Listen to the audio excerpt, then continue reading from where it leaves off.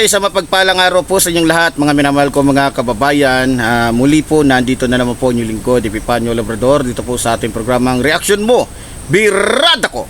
Okay, sa araw pong ito, kanina, kung maalala po ninyo, pinag-usapan po natin, di ba, yung tungkol po sa mga mangingisda na gustong akitin nitong mga Duterte sa pamamagitan ng kanya ko nung ginawang party list para daw maging tagapagsalita, tagapagtanggol ng mga mangingisdang api, sabi niya. Na kung tutuusin, tulad ng sinabi ko, kung gusto niya itong gawin at talagang may malasakit siya sa mga mangingisda, dapat nung panahon niya, alam niya to. Dapat nung mga panahon niya, ginawa niya na to. Dahil wala naman siya sa Metro Manila. Hindi siya taga Metro Manila. Hindi siya sa Maynila nakatira, kundi sa Davao City na kung saan marami mga mangingisda. At yung karatig na mga barangay, mga karatig na mga municipal ay puro mga mangingisda ang karamihan. Pero hindi niya ginawa.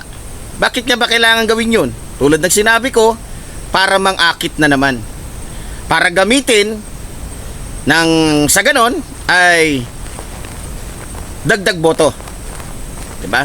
Para maraming sumampatiya sa kanya. Tama ba yung sinabi ko? O maraming bumoto o kumampi sa kanila. Pero alam naman natin, strategy lang to. Dahil kung talagang may concern siya, mayroon siyang awa, mayroon siyang pagmamahal sa mga mangingisda, tulad ng sinabi ko, dapat noon pa niya ito ginawa. At pangalawa, dapat hindi niya inalis yung bantay dagat. Alala nyo? Pag-upo ni Duterte, mga minamahal ko mga kababayan, lahat ng mga membro ng bantay dagat ay inalis niya. Hindi na naging active ito. Bakit ba hindi naging active? Kasi alam ni Duterte na kapag may bantay dagat, maaaring yung mga taga bantay dagat yung transaksyon ng droga. Kasi ang pagkakaalam ko, isa sa ginagawa nila para makatawid sa iba't ibang mga isla, lugar, probinsya, rehiyon, yung mga bangka, malalaking bangka. Siguro, dahil alam ni Duterte na magiging sagabal ito, inalis niya. At dahil wala na nga yung bantay dagat, ang napurhisyo dito ay yung mga mangingisdang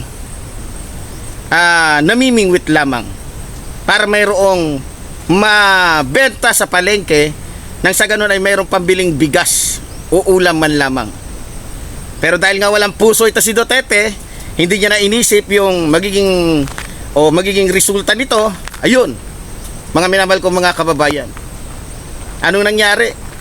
Ang nasakripisyo yung mga mangingisda. So sa madaling salita, dahil nakita nga ni Duterte na malaki ang epekto ng kanyang ginawa, ito rin ang kanyang gagamitin. Ito rin kung paanong binigyan niya ng suliranin ang mga mangingisda dahil nakita niyang malaki yung naging epekto, malaki yung naging kasiraan. Ayun, ito rin ang gagamitin niya para maakit yung ating mga kababayang mga mangingisda. Pero ngayon, ang pag-uusapan po natin, mga minamahal ko mga kababayan, tungkol naman po sa mga tribo.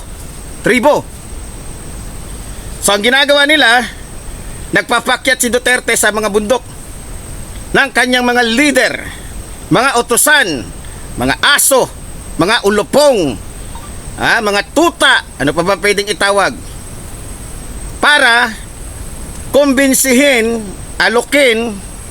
Kasi ang pagkarinig ko po mga minamahal ko mga kababayan, dahil alam naman natin pag sinabing tribo, hindi po yan, ang karamihan po sa kanila hindi mga hindi sila masyadong nakakasabay o malayo sila sa buhay ng mga nasa syudad, na kung saan itong mga taong ito, lalong-lalo ng mga tribo na nasa bundok lamang, ay madaling maloko. Dinadaan po ng mga Duterte sa pamimigay ng tulong na kung saan dati hindi naman talaga nila ginagawa. na kung saan ngayon lamang nila gagawin dahil sa gumagawa sila ng strategy. Humahanap sila ng makakasama, humahanap sila ng mga kakampi, nakakampi sa kanila dahil alam nila, dahil mulat na nga ang taong bayan sa katotohanan, hindi na nila maloloko pa ang taong bayan. Kaya ang ginagawa nila, maliban na ang mga mangingisda ay kinukumbinsi nila sa pamamagitan ng isang party list na kung saan ay wala pang nagawa kaysa sa bantay dagat na kilala naman na mayroong nagagawa at may nagawa na, inalis. Dito, marami pong nagsumbong sa akin na umaakyat daw itong mga tao ni Duterte para mabigay ng tulong.